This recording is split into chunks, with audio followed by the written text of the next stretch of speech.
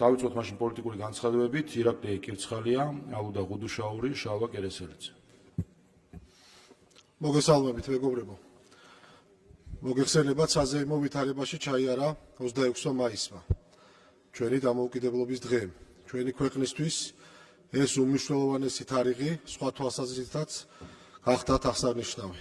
რადიკალურმა ოპოზიციამ, უსამშობლოებმა, როგორც მათ ჩვენ და ჩვენი საზოგადოება ვუწოდებთ, ქვეყნისა და ხალხის ერთიანობის დღეს, დამოუკიდებლობის დღეს საპროტესტო აქცია დაანონსა.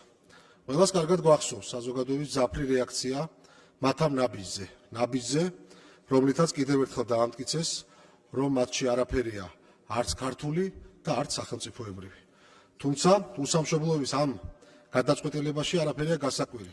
თუ კი გავიხსენებთ, რა ჩაიდინეს 2011 წლის 26 მაისს, ქვეყნის დამოუკიდებლობის დღეს, როდესაც მათი რეჟიმით უკმაყოფილო საქართველოს მოქალაქეები, ასეულობით ადამიანი, რომელთაც ამის დაფიქსირება საჯაროდ გაბედეს, 4 მხრით გამოიმწყვდიეს. გასაქცევი არ დაუტოვეს და იმდენად ბრუტალურად გაუსწორდნენ, რომ ასეულობით დასახიჩრებულ ადამიანს პირდაპირ საავადმყოფოს იატაკზე ყრიდნენ. ჩვენმა საზოგადოებამ კარგად იცის, რამხელა ადამიანური მსხვერპლი მოჰყვა დანაშაულს, რომელიც რეჟიმმა საქართველოს დამოუკიდებლობის დღეს ჩაიდინა. დარწმუნებული ბრძანდებოდეთ, საკუთარი პოლიტიკური მიზნის მისაღწევად გუშინაც დიდი სიამოვნებით გაიმეორებდნენ იმავეს. ამ თემასთან დაკავშირებით შეუძლებელი არ ვახსენოთ 2 დღის წინ გადაცემა რეჟიმის ანატომიაში გასული ინტერვიუ, რომელშიც 2011 წლის 26 მაისს ნაციონალური მოძრაობის რეჟიმის ჯალათების მიერ განსაკუთრებული სისასტიკით ნაწამები და მოკლული ჩვენი თანამოქალაქის სულიკო ასათიანის ოჯახის წევრები იმ ჯოჯოხეთზე საუბრობდნენ, რაც ნაციონალურ მოძრაობამ ამ ოჯახს და სრულიად საქართველოს მოუწყო. ამ შემაძრწუნებელ ინტერვიუში ოჯახის წევრები ხვდებიან, რომ სულიკო ასათიანი განსაკუთრებული სისასტიკით აწამეს, უმძიმესი ფიზიკური დაზიანებები მიაყენეს და ენა ამოგლიჯეს. ამდენი წლის შედეგაც კი ძალიან მძიმეა ამ თემაზე საუბარი. წარმოუდგენელია როგორც ამ სისტემური დანაშაულის მასშტაბი, ისე შეუძლებელია წარმოვიდგინოთ ის, თუ რაც გრძნობდნენ სულიკო ასათიანის ოჯახის წევრები, როდესაც ადამიანის კვლელი რეჟიმის მესვეურები ყველაფერთან ერთად გარდაცვლის დაკრძალვაზე მეზობლებსა და ნათესავებს მუქარით და დაშინებით უგზავნდნენ მისვლას. დღევანდელი გადმოსახედიდანაც კი როგორი დასაჯერებელია, რომ ეს საქართველოში ჩვენ ქვეყანაში ხდებოდა. ამ ფონზე ნაციონალური მოძრაობა, რომელსაც ქართული არაფერის ცხია და როგორც წავსულს, ისე დღესაც უცხოელი პატრონების დავალებებს ასრულებს, კიდევ ბედავს და სიტყვის თავისუფლებაზე და დემოკრატიაზე საუბრობს. სიტყვის თავისუფლებასა და დემოკრატიაზე, როდესაც ცოცხალი ადამიანი უსასტიკესად აწამეს და ენა ამოაჭრეს, მხოლოდ და მხოლოდ იმიტომ, რომ მათი რეჟიმის კრიტიკას, ანუ ხმის ამოღებას ბედავდა. ტრაგედიაა, რომ ჩვენს ხალხს მოუწია ცხოვრება ისეთ ქვეყანაში, სადაც ეს და მსგავსი დანაშაული, საშინელებათა ფილმის სცენარი კი არა, ჩვენი მოქალაქეობის ყოველდღიურობა იყო. ყოველდღიურობა, რომელშიც არათუ რეჟიმის კრიტიკა, თავისუფლად საუბარიც კი დაждადი იყო. ეს იყო ის ნაციონალური მოძრაობის რეალური სახე, წესი და რიგი, რის დამკვიდრებასაც ცდილობდნენ. თუ კი ვინმე მათი რეჟიმის წინააღმდეგ გამოიყიდა ხმას, ენას ამოგლიჯდნენ. წარმოიდგინეთ, რომ 2011 წლის 26 მაისის მოვლენების საკუთარი ხალხის წინაშე ჩადენილი საშინელი დანაშაულის შედეგაც კი მოახერხეს, რომ ტერორით, მუქარით თუ მოსყიდვით საზოგადოების მღელვარება ჩააცხრეს და რომ არა ბატონი ბიძინა ივანიშვილისა და ქართული ოცნების გამოჩენა ქართულ პოლიტიკაში ამ ყველაფრის დაკანონებასაც შეძლებდნენ. თავად განსაჯეთ, რამდენად ძლავრი იყო მათი ტერორისა და შიშის ფაქტორი, რამდენად ძლავრად იყო ის ხალხში გამჯდარი, რომ ქართული ოცნების ხელისუფლებაში მოსვლის შემდეგაც კი დიდი დრო დაგჭირდა, რომ სულიკო ასათიანის ოჯახის წევრებს ნაციონალური მოძრაობის რეჟიმის არაადამიანობაზე მათ მიერ ჩადენილ გაუგონარ ბოროტებაზე ხმამაღლა ესაუბრათ. დაფიქრდით იმაზეც, რამდენად დამთქმული და დაშინებული უნდა იყოს ყოფილიყო იმ დროს ქართველი, რომ მეზობელს და ნათესავს გვერდით არ დასდგომოდა და დაკრძალვაზე არ მისულიყო. დიახ, სწორედ ასეთი იყო რეალობა, რომელიც ქართულ ოცნებას დახვდა ამ ყველაფრის გათვალისწინებით წლების განმავლობაში ნაციონალური მოძრაობის მიერ მოსახლეობაში დათესილი შიშისა და ტერორის ფონზე, რომ დღეს მათთვის პასუხის მოთხოვნას ვახერხებთ, დამიჯერეთ, ეს დიდი მიღწევაა. თუმცა გამაოგნებელია, რომ ეს დანაშაულებრივი ძალა, რომელმაც ჩვენს ხალხს წლების განმავლობაში ჯოჯოხეთი გამოატარა, დღეს ბედავს და სიტყვის თავისუფლებაზე საუბრობს. ძალა, რომლის მმართველობის პირობებში ადამიანებს განსხვავებული აზრის გამო დევნიდნენ, აშინებდნენ, აწამებდნენ და ღირსებას ულახავდნენ. ვერასოდეს იქნება თავისუფლების, დემოკრატიისა და ადამიანის უფლებების სახელით მოსაუბრე. ნაციონალურ მოძრაობას უფლება არ აქვს საზოგადოებას თავისუფლებაზე ელაპარაკოს, უფლება არ აქვს იმ ფასეულობების დაცვაზე საუბრობდეს, რომელიც თავას სისხლში ჩაახშო. ეს არის უსამშობლო ძალა, რომელიც წარმოადგენდა და ახლაც წარმოადგენს ძალადობის, შიშის, ტერორის, უსამართლობის და ადამიანის უფლებებისა თუ ყველაზე ძვირფასის სიცოცხლის ფეხქვეშ გათელვის ეტალონს საქართველოში.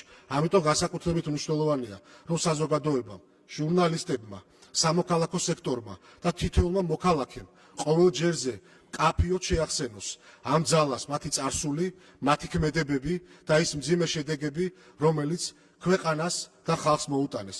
არავის მივცემთ ისტორიის გადაწერის, სამართლის გადაფარვისა და საკუთარი პასუხისგებლობისგან გაქცევის უფლებას. არავის მივცემთ ჩვენი ქვეყნისა და მისი მომავლის დაზიანების უფლებას. დიდი მადლობა ყურადღებისთვის. მადლობთ. ალუდა ღუდუშაური, შალვა კერესელიძე, დიმიტრი ხუნდაძე. მოგესალმებით, კოლეგებო. მე მინდა უშინდელი დიადი დღე მიულოცო სრულიად საქართველოს, ქართველ ხალხს, ჩვენს ამაღ და მართლაც ღირსების მქონე ქართველ ხალხს. ჩვენ ყველამ დავინახეთ, რომ მრავალი საუკუნეების განმავლობაში ჩვენი ქვეყანა ღირსეულად მოდიოდა და ქართველი ხალხი ღირსეულად ატარებდა იმ დიდ პატივს, რასაც საკუთარი ქვეყნის სამშობლო სიყვარული ჰქვია. მე მინდა ჩემს საყვარელ ქართველ ხალხს უთხრა ერთი რამ. ჩვენ მეგობრებო, გასაყოფი არაფერი არ გვაქვს, ჩვენ გვაქვს ერთი სამშობლო, რომელსაც საქართველო ჰქვია. ჩვენ ბუნებრივია და აუცილებელიც არის, რომ უნდა ვიკამათოთ, ვიდებატოთ, დისკუსია გავმართოთ ეკონომიკის საკითხებზე, გნებავთ სხვადასხვა საკითხებზე, მაგრამ არამს და არამს ჩვენ ვერ გვექნება დისკუსია სამშობლო სიყვარულზე, ქართველი ხალხის სიყვარულზე, ჩვენს ერთიანობაზე და რა თქმა უნდა ეროვნულობაზე. მაგრამ ის დიადი დღე, რომელსაც ჩვენ გუშინ აღნიშნავდით, კიდევ ერთხელ შეგვახსენებს, რომ ყოველ წუთიერად სჭირდება დაცვა. დაცვა სჭირდება დამოუკიდებლობას და ალბათ ისე როგორც არასდროს დღესაც ჩვენი დიადი, წინაპრები და მათი სულები შეგვახსენებენ, რომ ჩვენ დღესაც ვართ იმ ბრძოლაში, რომ დიახ მუხჩაუხრელად უნდა ვიშრომოთ, ვიბრძოლოთ, რომ ჩვენი ქვეყანა კლავაც ჩვენს მომავალ თაობას დაუტოვოთ მართლაც დამოუკიდებელი. ჩვენი ეროვნული გმირების, ჩვენი დიადი წინაპრების სისხლით მორწყული ჩვენი ქვეყნის თითოეული გოჯი შეგვახსენებს, რომ ამ ქვეყნის ღალატი აქეთ-იქით თვალების ეცება, რომ ვინმე მოიყვანო, ან ვინმეს უკაცრავად და კალთაში ჩაუხტი, ან ზურგზე შეახტე იმისთვის, რომ შენი ქვეყანა და ეს მართვა გეგონოს, ეს არის სამარცხვინო და ამორალური. კიდევ ერთხელ ვიძახი, ჩვენ აქ იმიტომ არ ვართ, რომ იოტისოდენა მაინც დავთმოთ ის პრინციპულობა ან ღირსება, რომელიც ჩვენმა აი იმ დიადმა ადამიანებმა დაგვიტოვეს, რომელთა სულის ზეიმიც იყო გუში. ამიტომ ნუ რავის ექნება იმის ილუზია, რომ მაგალითად ამა თუ იმ ფორმით და მნიშვნელობა არ აქვს, როგორცაც არ უნდა ფიქრობდნენ. გთხოვთ რომ დავიმატოთ, ჩვენ ხედავთ, რომ სამწუხაროდ ეს ადამიანები ქვეყნის ტრობაზეც კი მიდიან, როგორი სამარცხვინო არის და ამორალური არის, რომ საკუთარ ქვეყანას ედავებოდე და ადანაშაულებდე 1000 გვარ სიბინძურეში. შეიძლება არ მოგწონდეს ხელისუფლება ან კონკრეტული თანამდებობის თუ პოლიტიკური პირი, მაგრამ შენი ქვეყანა ასე გძულდეს, ეს არ მოუდგენელია. ბუნებრივია, მათთან ვერც სიყვარულზე გვექნება საუბარი, ვერც სამშობლოს ერთგულებაზე, მაგრამ ერთი რამ უნდა გაიგონ. ჩვენ არსად არც ერთი ნაბიჯით დახევას არ ვაპირებთ უკან, სადაც გადის ქვეყნის ინტერესი, სადაც გადის ჩვენი ქვეყნის ღირსება და ქართველი ხალხის ინტერესი. ამიტომ ყველამ კარგად გაიგოს, აბსოლუტურად ყველამ, რომ ჩვენ ის ხალხი ვართ, იმ ჯიშის ხალხი ვართ, ვინც ბრძოლაში არასოდეს იხევს უკან. ამიტომ კარგად გაიგონ. ამიტომ ნურავის ექნება იმის ილუზია, რომ აქ რაღაცა არეულობას გამოიწვევს და ამით ვინმე ხელისუფლებაში მოვა. სიყვარულია ყველაზე მთავარი და გუშინ მერაბ კოსტავას ჩვენი ეროვნული გმირის ღირსეული ვაჟკაცის დაბადების დღე იყო და მან კიდევ ერთხელ შევახსენებ მის საოცარ სიტყვებს, რომ ქვეყნის ერთგულება და ქვეყნის სიყვარული ენატრება ხალხს და აი ეს ადამიანები, რომლებიც ჩვენ ხედავდით, როგორი აღტკინებით იყვნენ მომზირალი სხვადასხვა ქვეყნისკენ, ვერასოდეს ამ ქვეყანაში ფეხს ვერ მოიკიდებენ. კიდევ ერთხელ ჩვენი ქვეყანა ერთიანობით, ქართველი ხალხის ერთიანობით, სიყვარულით ნამდვილად წავა წინ და პრინციპულად და მნიშვნელოვანი. არც ერთი ნაბიჯით არ ვაპირებთ უკან დავიხიოთ და კომპრომისი გავწიოთ ქვეყნის და ხალხის ინტერესების ხარჯზე. დიდი მადლობა. შალვა კერესელიძე, ზურაბ ქადაგიძე, არჩილ ბერიძე. გამარჯობათ. გუშინ საქართველოს დამოუკიდებლობის დღე იყო. თითოეული ქართველისთვის ამ შესანიშნავ დღეს სამწუხაროდ საქართველოს კვლავ ოკუპირებული ტერიტორიების ანექსიის პროცესით შეხვდა. კიდევ უფრო სამწუხაროა ის, რომ ასეთ მნიშვნელოვან დღეს ჩვენ საქართველოს ოკუპირებული ტერიტორიის ანექსიაზე ვიხილეთ ხელისუფლების დუმილი. ჩვენ საქართველოს პარლამენტში დავაინცირეთ რეზოლუციის პროექტი 2026 წლის 9 მაისს რუსეთის ფედერაციის მიერ ცხინვალის ოკუპირებული რეჟიმთან ერთად სამოკავშირეო, ეგრეთ წოდებული სამოკავშირეო ურთიერთობის გარღვევების შესახებ ხელშეკრულებისა და რუსეთის ანექსიურ პოლიტიკაზე რეაგირების თაობაზე. 2026 წლის 9 მაისის ეგრეთ წოდებული ხელშეკრულება ეს გახლავთ რუსეთის ფედერაციის მიერ ცხინვალის რეგიონის ანექსიის ოფიციალური პროცესი. რუსეთი უკვე აღარ მალავს საქართველოს ისტორიული და კუთვნილი ტერიტორიების მითვისებას.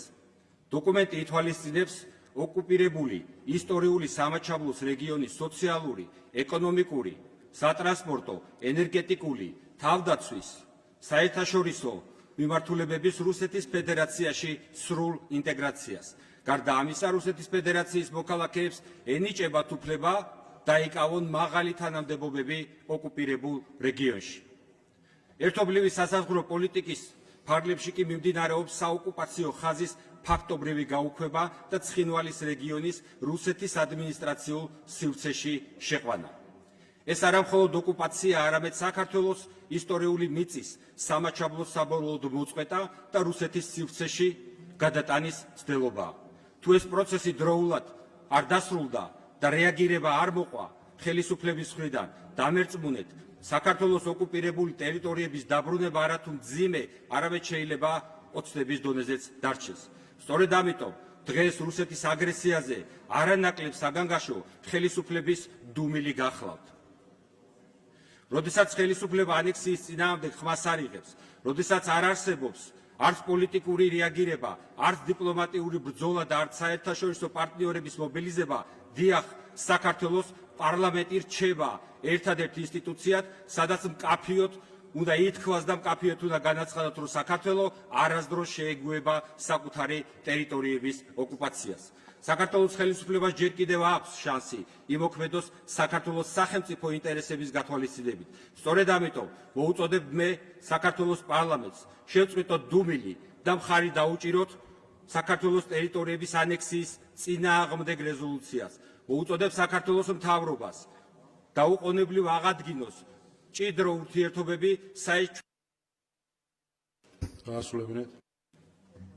ჩვენ საერთაშორისო პარტნიორებთან, რათა საქართველოს ოკუპირებული ტერიტორიები მუდმივად იყოს საერთაშორისო დონეზე განხილვის საკითხი და საქართველო არ დარჩეს პირისპირ რუსეთის აგრესიის წინაშე. და ბოლოს, დღეს, როდესაც რუსეთი ღიად ცდილობს საქართველოს კუთვნილი ისტორიული ტერიტორიების მითვისებას, ჩვენ არ გვაქვს უფლება ვიყოთ ჩუმად. ეს არ არის პოლიტიკური საკითხი, ეს არის ჩვენი ეროვნული საკითხი, რომელსაც ვერავინ მათ შორის ვერ ძოცდება და ვერც ერთი ქართველი ვერ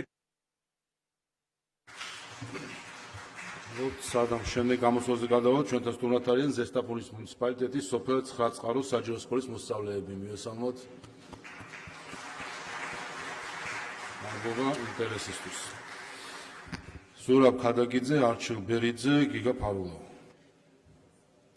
მოგესალმებით ბატონებო, კოლეგებო, დღეს მინდა შევეხო საკითხს, რომელიც თითოეულ ჩვენგანს ოჯახებსა და საზოგადოებას ერთნაირად აწუხებს. ეს არის ჩვენი მოქალაქეებისა და მცირე მეწარმეების ყოველდღიური ყოფა. პირველ რიგში ჩემი პოზიცია არის მყარი და უცვლელი, რომ კანონი და წესრიგი უსაფრთხოება არის ძლიერი სახელმწიფოს ფუნდამენტი, ამაზე ჩვენ ყველა ვთანხმდებით და ამ პრინციპს ალტერნატივა არ გააჩნია, მაგრამ ამავდროულად ჩვენ კარგად უნდა გვესმოდეს, რომ არანაკლებ მნიშვნელოვანია სოციალური სამართლიანობა, ბალანსი კანონსა და ადამიანის ღირსეულ ყოფას შორის. საქართველოს კონსტიტუციის პირველი მუხლი პირდაპირ ამბობს, რომ საქართველო არის სოციალური და სამართლებრივი სახელმწიფო. ეს ნიშნავს, რომ და ასეც არის ჩვენი მთავარი ამოსავალი წერტილი ადამიანზე და მის კეთილდღეობაზე ზრუნვა. დღეს კი ბატონებო, სამწუხაროდ ბევრ შეუსაბამობებს ვაწყდებით სახელმწიფო ინსტიტუტების მხრიდან. იმ ფონზე, რომ ქვეყანაში რიგი მიზეზების გამო ფასები იზრდება, ჩვენ დამატებით ვამძიმებთ სოციალურ ფონდს მკვეთრად გაზრდილი ჯარიმებითა და სახელმწიფო მომსახურების გაძვირებული გადასახადებით. ხაზგასმით აღვნიშნავ, კოლეგებო, რომ არ გულისხმობ აქ სიჩქარის კრიტიკულ გადაჭარბებას თუ არაფრიზე მდგომარეობაში მანქანის მართვას.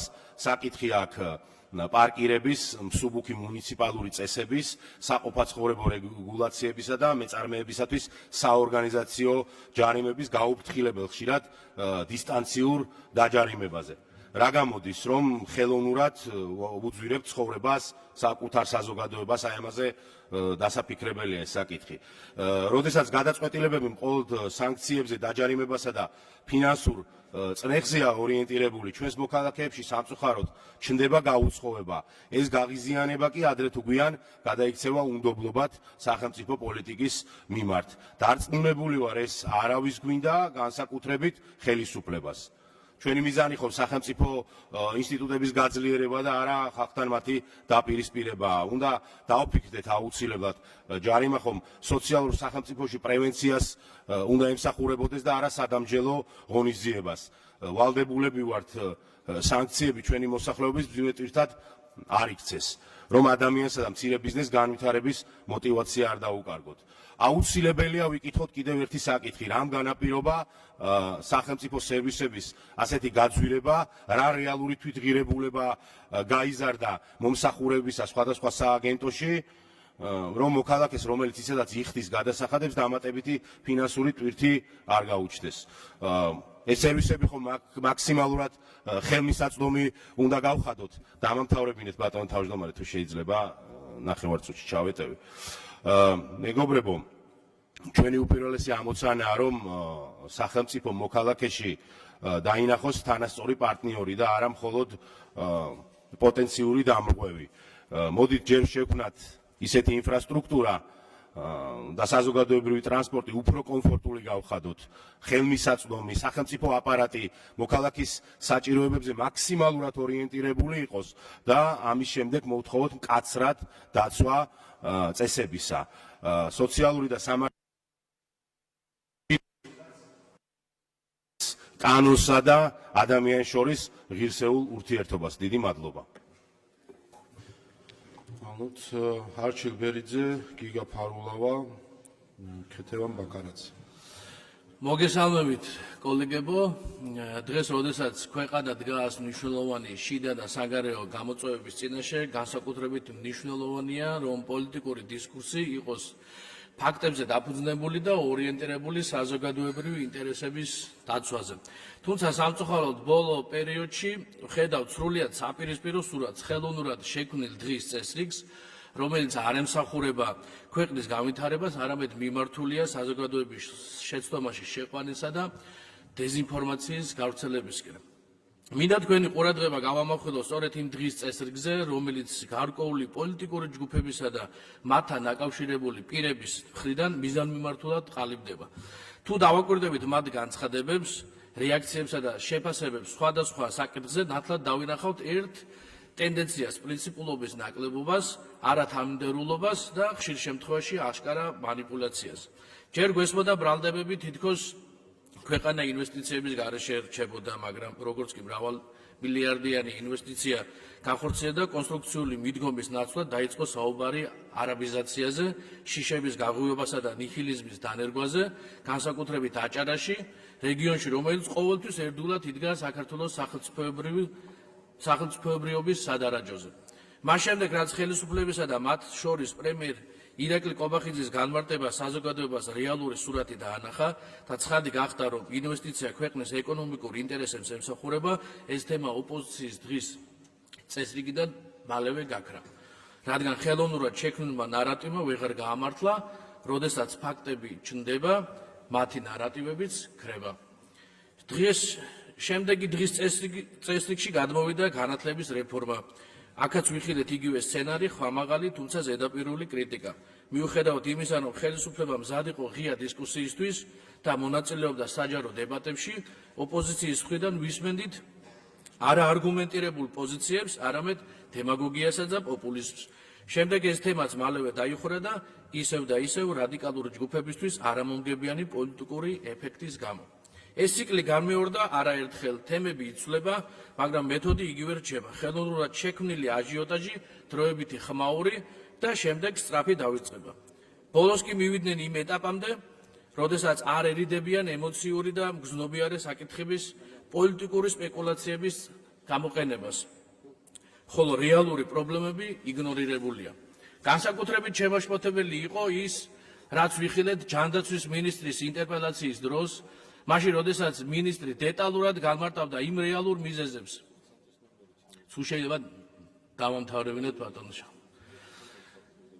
რის გამოც სახელმწიფო ვერ ახორციელებს აღნიშნული მედიკამენტის შემოტანას და არგუმენტად საერთაშორისო ავტორიტეტული ორგანიზაციების შეფასებას იშველიებდა, ოპოზიციის მხრიდან ვიხილეთ არაპასუხისმგებლიანი დამოკიდებულება, არამედ უკიდურესად სენსიტიური თემით პოლიტიკური სპეკულაცია, სხვადასხვა ლოზუნგებით. ბავშვების სიცოცხლე პოლიტიკური ლოზუნგების თემა არ არის. ბავშვების სჭირდებათ არა პოლიტიკური ლოზუნგები, არამედ უსაფრთხო, პასუხისმგებლიანი და მეცნიერულ მტკიცებულებებზე დაფუძნებული გადაწყვეტილებები. ასევე მინდა შევეხო სახელმწიფო მინისტრ მამუკა დინარაძის დაპირებას და გენერალური პროკურორის ბრიფინგს. მოძალადე პირების დაკავებასთან დაკავშირებით საზოგადოებამ ნათლად დაინახა, რომ სახელმწიფო მოწოდების სიმაღლეზეა და ყველა დანაშაულს მოყვება შესაბამისი სამართლებრივი რეაგირება. აღნიშნულმა მოვლენებმა კიდევ ერთხელ გაანადგურა რადიკალური ჯგუფების მიერ შექმნილი ხელოვნური ნარატივი. საბოლოოდ კი ნათელია, რომ მათთვის არც გამოძიების შედეგია მნიშვნელოვანი და არც სიმართლის დადგენა. თავარი მხოლოდ პოლიტიკური ხმაურია, რომელიც უნდა გაგრძელდეს მიღებული დავალებების შესაბამისად. ეს კიდევ ერთხელ აჩვენებს, რომ მათი დღის წესრიგი არ არის ორიენტირებული ქვეყნის და მოქალაქეების რეალურ საჭიროებებზე. ის აგებულია მხოლოდ იმაზე, თუ რა შეიძლება იყოს მათთვის პოლიტიკური ქულების მომტანი, ხმაურიანი და მოსაწონი გარე აქტორებისთვის. ჩვენი გუნდის თავარი ამოცანა კი არახელოვნური დღის წესრიგის შექმნა, არამედ რეალური პრობლემების გადაწყვეტა და საზოგადოების ნდობის გამართლება. სწორედ ამ პრინციპების დაცვით ვაგრძელებთ მუშაობას. დიდი მადლობა. გიგა ფარულავა, ქეთევან ბაკარაძე, ლიკა შარტავა. მოგესალმებით. სახელმწიფოს მართვა უმაღლეს ზნეობრივ სტანდარტს და პასუხისმგებლობას მოითხოვს. თუმცა დღეს ვხედავთ ოცნებას, რომელიც თავად იქცა ამ ქვეყანაში ძალადობის და ზიზღის მთავარ შემოქმედად. თქვენთვის სიძულვილის ენა დასაძლევი პრობლემა კი არ არის, არამედ პოლიტიკური იარაღია. თქვენ შეგნებულად აპირისპირებთ საზოგადოებას, რადგან ფიქრობთ, თქვენი ერთადერთი შანსი ძალაუფლების შენარჩუნებისთვის დაყოფილი და ერთმანეთს გადამტერებული ხალხია. სიძულვილის ენასთან მებრძოლის რანგში გვევლინება ხელისუფლება, რომელმაც პოლიტიკური ლექსიკონის ყოველდღიურ ტერმინებად აქციეთ სიტყვები: აგენტები, მტრები, მოღალატეები, გარეწრები და სხვა მრავალი. სინამდვილეში ოცნება არამხოლოდ სიძულვილის ენის მთავარი ავტორი, არამედ თავად სიძულვილის და მასობრივი ძალადობის მთავარი ორგანიზატორია. შეგახსენებთ ბოლო წლების განმავლობაში თქვენთან დაკავშირებული ორგანიზებული ჯგუფების მიერ სამოქალაქო აქტივისტებზე, ჟურნალისტებზე თავდასხმებს, სატელეფონო ზარებს, სადაც ორგანიზებულად თქვენს მიმართ კრიტიკულად განწყობილი ადამიანების მიმართ ხორციელდებოდა ზარები და აგინებდნენ. ეს არის მცირე ჩამონათვალი, რომელზეც სამართლებრივი შედეგები არ დამდგარა. თქვენ ხართ ხელისუფლება, რომელიც პარტიას აიგივებს სახელმწიფოსთან და პროპაგანდის შედეგად საზოგადოება გახლიჩეთ და ორად დაყავით, მომხრეებად და მტრებად. თქვენ არ გინდათ ქვეყანაში ისმოდეს ალტერნატიული აზრი, რაც ხელისუფლებას ამხელს ანტისახელმწიფოებრივ, კორუფციულ, ადამიანის უფლებათა შემლახავ ქმედებებში, მხოლოდ საკუთარი პროპაგანდისტული არხების გაძლიერებას ცდილობს და სწორედ ამას ემსახურება თქვენს მიერ დაინიცირებული მორიგი საკანონმდებლო პაკეტი, რომელიც მიზნად ისახავს მედიის შეზღუდვას ფინანსური ზეწოლით. თქვენი სიძულვილის ენას თქვენდამი გამოთქმულ წყავე კრიტიკას და შეფასებას უწოდებთ და ამავდროულად არ გახსენდებათ თქვენს მიერ გაკეთებული არც ერთი შეფასება.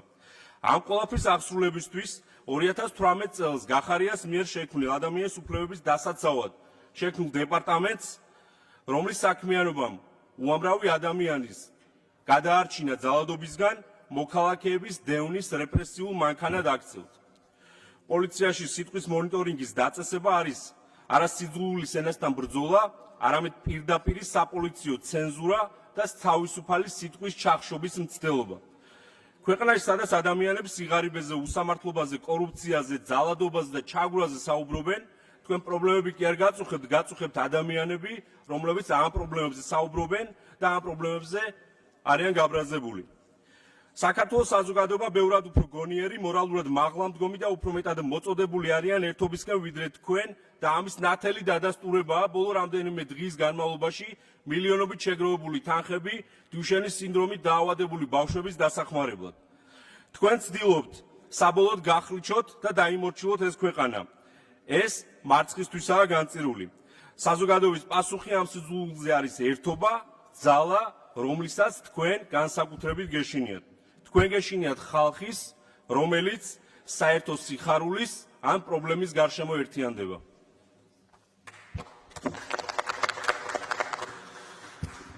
ქეთევან ბაკარაძე, ლიკა შარტავა, მოხდელია. მოგესალმებით. ძიუშენის ბავშვებისა და მათი მშობლების უწყვეტი პროტესტი უკვე მერამდენე დღეა გრძელდება კანცელარიის წინ.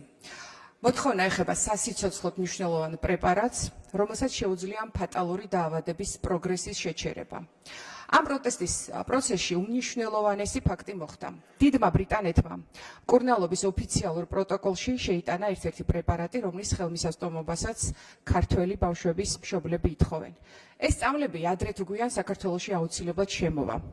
იქნება ეს დღევანდელი ხელისუფლების პირობებში თუ მისი შემცვლელის დროს. და ძიუშენის ბავშვებიც აუცილებლად მიიღებენ ამ მკურნალობას. თუმცა აქ ყველაზე მნიშვნელოვანი დროის ფაქტორია. თითოეული დღე. შესაძლოა ზოგიერთი ბავშვისთვის ეს დრო უკვე იმდენად დაკარგული აღმოჩნდეს, რომ პრეპარატის მიღება საერთოდ აზრიც აღარ ქონდეს. და უნდა გახსოვდეთ, რომ თითოეული თქვენთაგანის პასუხისმგებლობა და ტვირთი იქნება, რომ ვიღაცების ამბიციამ, სიჯიუტემ, არაკომპეტენტურობამ და ამასთან ერთად თქვენმა დუმილმაც ბავშვების ჯანმრთელობის მდგომარეობის შეუქცევადი დაზიანება და დამძიმება გამოიწვიოს. და ნუ გახდებით ამის თანამონაწილეები. სანამ ამ ყველაფერს პოლიტიკური манипуляციების, ფარმაცევტული კომპანიების მარკეტინგული ინტერესების, ექსპერიმენტის და სხვა მსგავსი სამარცხვინო არგუმენტების მოშველიებით ამართლებს ხელისუფლება და ძიუშენის ბავშვებთან ბრძოლას აგრძელებს, ამ დროს სხვა ქვეყნებში მეცნიერები ბავშვების პოზიტიურ დინამიკასა და მკურნალობის შედეგებზე საუბრობენ. დღეს განსაკუთრებით ნათლად ჩანს ერთი რამ. რაც მეტად ცდილობენ ხელისუფლების წარმომადგენელი, მათ შორის სარჯველაძე, კობახიძე და ასე შემდეგ, ძიუშენის სამკურნალო პრეპარატების ნეგატიურ კონტექსტში წარმოჩენას, მით მეტად იზრდება საზოგადოების ცნობიერება მხარდაჭერა და ინტერესი საერთაშორისო სამედიცინო პრაქტიკის მიმართ. სულ რამდენიმე დღის წინ პროგრესულმა ქართველმა ახალგაზრდებმა და პასუხისმგებლიანმა მოქალაქეებმა თავად შეიტანეს წვლილი ამ ბავშვების მხარდასაჭერად, რომლებიც სიცოცხლისთვის ყოველდღიურ ბრძოლაში არიან. თუმცა ხელისუფლების პასუხი ამ საზოგადოებრივ ერთიანობაზე იყო არა თანადგომა, არამედ პროპაგანდისტული თავდასხმა და შეტევა. დაიწყო ახალგაზრდების წინააღმდეგ სამარცხვინო კამპანია და манипуляციური გზავნილები მათი დისკრედიტაციის პროცესის გაშავების საზოგადოების შეცდომაში შეყვანის მიზნით. ოცნების ხელისუფლება ბინძურ კამპანიას აწარმოებს მოქალაქეობრივი სოლიდარობისა და იმ ადამიანების მიმართ, ვინც ბავშვების სიცოცხლის გადასარჩენად იბრძვის. მთავარი სამიზნე არა პრობლემის გადაჭრა, არამედ ისინი, ვინც ამ პრობლემაზე ხმამაღლა საუბრობენ. როდესაც მშობლები საკუთარი შვილების სიცოცხლის გადასარჩენად ყველაფერს აკეთებენ, სახელმწიფოს ვალდებულებაა მათ გვერდში ყოფნა და მათ წინააღმდეგ და არა მათ წინააღმდეგ ინფორმაციული ომის წარმოება. შეწყვიტეთ ბავშვების სიცოცხლის პოლიტიკური ბრძოლის ინსტრუმენტად გამოყენება. იმ ფონზე, როცა თქვენივე ჩინოვნიკები იპარავენ ხალხის ფულს, ასეულობით მილიონ ლარს საქართველოს ბიუჯეტიდან, სახლებში მალავენ ოქროს ზოდებს და გადაადგილდებიან ძვირადღირებული ავტომობილებით. უბრალოდ მორალური უფლება არ გაქვთ ბავშვებს სწავლების ფული დაუთვალოთ. სანამ კობახიძე, რომელსაც ემპათიის უნარის საერთოდ არ გააჩნია, ისაუბრებს საქართველოს მოქალაქეების ბიუჯეტის რაციონალურ გამოყენებაზე, მანამდე იმ მილიონიანი მანქანიდან გადმოგბრძანდეს, რომელიც სწორედ საქართველოს მოქალაქეების ფულით არის ნაყიდი. წამალი ბავშვებს. ლიკა შარტავა, თამარ ხვედელიანი, ზაზა ნომინაცია. მოგესალმებით, გილოცავთ დამოუკიდებლობის დღეს. ჩვენი ქვეყნის ისტორიაში არის თარიღები, რომლებიც მხოლოდ ისტორიის ნაწილად არჩება, არამედ ისინი ერის ხასიათად, მეხსიერებად და პასუხისმგებლობად იქცევა. 26 მაისი სწორედ ასეთი დღეა საქართველოსთვის. დღე, რომელიც თითოეულ ქართველს გვახსენებს, თუ რის ფასად მოიპოვა ჩვენმა ქვეყანამ თავისუფლება, სახელმწიფოებრიობა და დამოუკიდებლობა. 26 მაისი არის დღე, რომელიც აერთიანებს თაობებს, აერთიანებს ტკივილს და იმ უდიდეს პასუხისმგებლობას, რომელიც ჩვენი ქვეყნის წინაშე თითოეულ ჩვენგანს გვაკისრია. საუკუნეების განმავლობაში საქართველო იბრძოდა იმისთვის, რომ შეენარჩუნებინა საკუთარი იდენტობა, სარწმუნოება, ენა, კულტურა და რა თქმა უნდა თავისუფლება.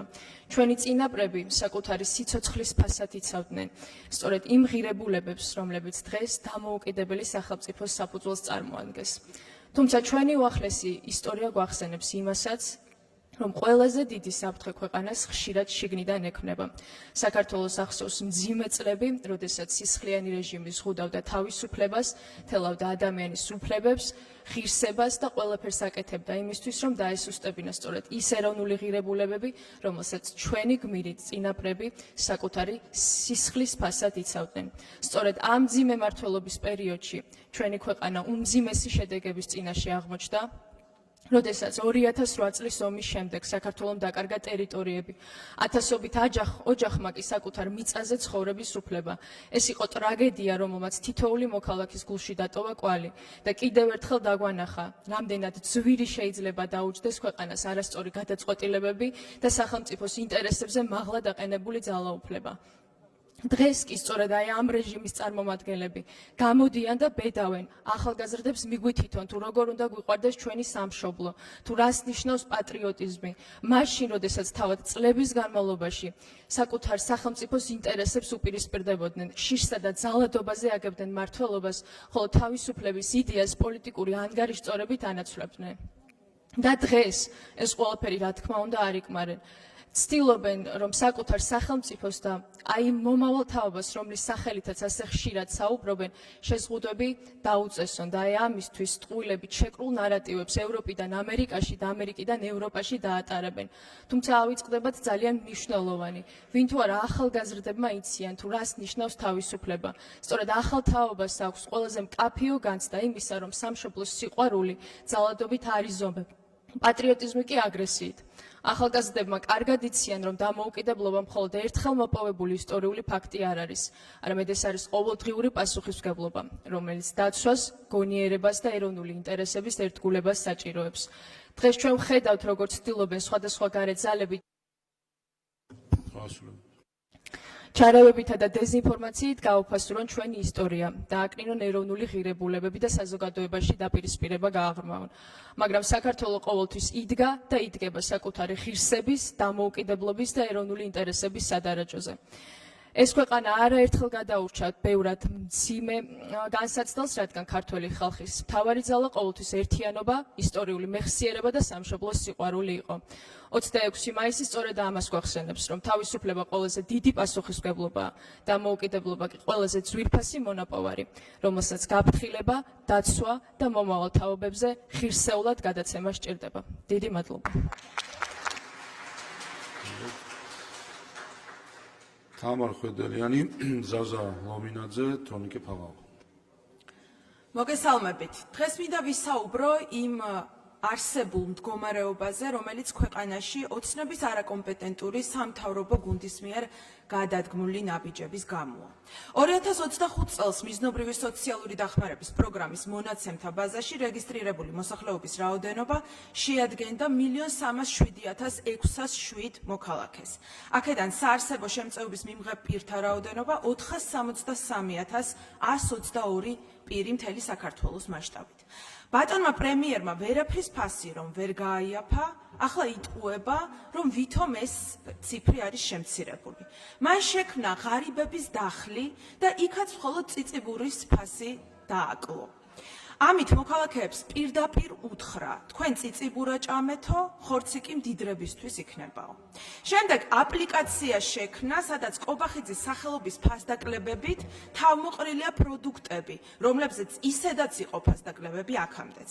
მაგრამ მთელ ამ პროცესში მან ვერ გაითვალისწინა ის, რომ ჩვენს ქვეყანაში არსებობენ ადამიანები და მათი რიცხვი ძალიან დიდია, ვისაც არ აქვს smartphone. ჩვენ მოხუცებს დღეს წამალსა და საკვებს შორის არჩევანის გაკეთება უწევთ. ათასობით ადამიანს უღირსი ანაზღაურება აქვს, მაგრამ ოცნებამ არც პენსიის გაზრდაზე განაცხადა თანხმობა და არც მინიმალური ხელფასის შემოღებაზე. თქვენ ვერ გააიაფეთ ვერც ერთი პროდუქტი, მაგრამ გააძვირეთ კომუნალური ტარიფები. ბავშვებს ბაღის საჭმლის უპოვრებს სასადილოების დაფინანსების ფული მოპარეთ. როდესაც პირველ კლასელთა რეგისტრაცია დასრულდა ახლა და სრულდება, ისევ ვერ სთავაზობთ ჩვენს ბავშვებს ღირსეულ პირობებს სკოლებში, რომლებიც წლებია თქვენ ვერ ააშენეთ. დღეს საქართველოში ბავშვებს შეიათ. UNICEF-ის კვლევის მიხედვით მოსწავლეთა 77% სკოლაში ზოგჯერ ან ყოველთვის განიცდის შიმშილის გრძნობას. ეს პირდაპირ მოქმედებს მათ წიგნიერებაზე, განათლებაზე, მათ კონცენტრაციაზე და რა თქმა უნდა აკადემიურ შედეგებზეც. ქვეყანაში ყოველი მესამე ბავშვი საარსებო შემწეობას იღებს, ხოლო ბავშვებში აბსოლუტური სიღარიბის დონე უკვე 20%-ს აღწევს. სოციალური დახმარება ისევ 200 ლარია ბავშვებისთვის და მარჩენალ დაკარგული ბავშვებისთვის უცვლელი თანხა 100 ლარი. ეს თანხები არ შეცვლილა წლებია და ელემენტარულ საჭიროებებსაც კი ვერ ფარავს. ამ დროს თქვენ უარს ამბობთ უფასო სასკოლო კვების დანერგვაზე ჩვენს ქვეყანაში, რომელიც მსოფლიოს განვითარებულ ქვეყნებში არის ძალიან მნიშვნელოვანი ინსტრუმენტი, როგორც საგანმანათლებლო, ასევე სოციალური, რა მნიშვნელობა აქვს ფორმაში ჩაცმულ სოციალურ თანასწორობას, თუ მშიერი ბავშვი უყურებს, როგორ ჭამს სხვა ბავშვი.